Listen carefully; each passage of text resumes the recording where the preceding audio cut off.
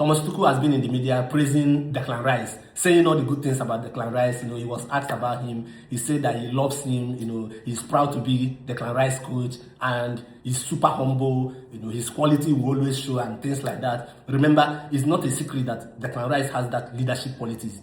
We've seen it time and time again with Arsenal. Now we are seeing what he's doing with the national team. So this guy is one of the characters that you expect to have in your dressing room as a coach, because he makes the job easy for you. In terms of his leadership qualities, in terms of leading from the front, in terms of his performances, in terms of his quality as a player, a top-level quality with a top-level mentality, in terms of his character as well, his charisma and things like that. So he helps you to fine-tune and organize the dressing room. And this is what he brings to the national team.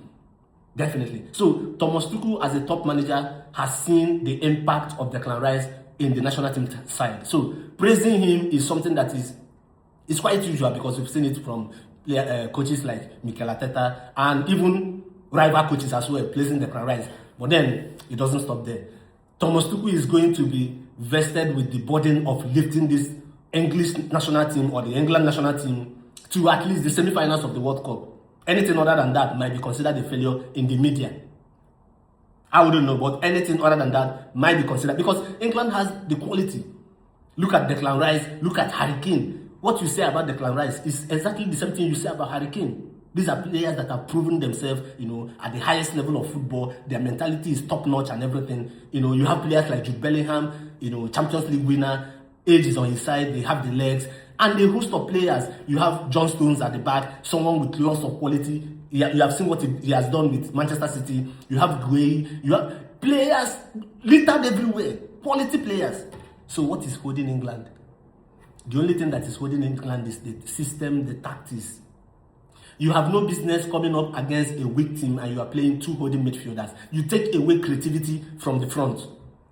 Play attacking midfielders, one holding midfielder. Declan Rice, I keep insisting, Declan Rice can do the job as a holding midfielder. You don't need two holding midfielders. You need one holding midfielder, so that more creativity goes to the front. And then more supplies to players like Harry Kane, and you have wingers like Godon, there is Rashford, there is a lot of players that can do the damage at the end of the day. You don't need to play on the Madueke, you have Saka. So there is quality, honestly. But then it's up to Thomas Tuchel to know what he has to do. Otherwise, the English fans are going to be coming right for him. And his position is going to be at stake, I can tell you. But then it has been an interesting World Cup so far, an interesting World Cup. England has not let us down, getting that amazing win against Croatia.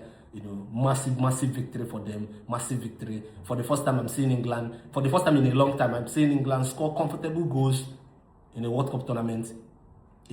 I've seen England perform the mean business as well, but they need to translate that meaning business into performances and consistency that comes with it.